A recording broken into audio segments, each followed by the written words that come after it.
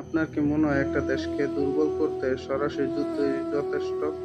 একদমই না। বর্তমান সবচেয়ে বড় যুদ্ধ হলো হাইব্রিড বা ওয়ারফেয়ার মনস্তান্ত্রিক যুদ্ধ।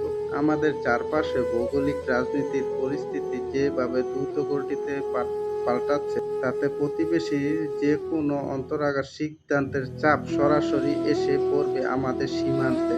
পুশিং বা অবৈধ অনুপ্রবেশের মতো ঘটনা আমাদের সমাজ, অর্থনীতি যেকোনো সময় অস্থিতিশীল হতে পারে। এই চাপ মোকাবেলায় আমাদের সামরিক বাহিনী আরও শক্তিশালী করা এখন সময়ের দাবি। কোনো দেশে আক্রমণ করার দরকার নেই।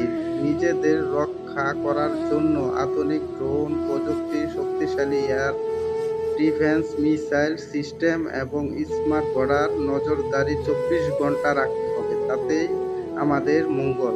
তা না হলে কোনো উপায় নেই। এই যে আগ্রাসন আছে সামনে।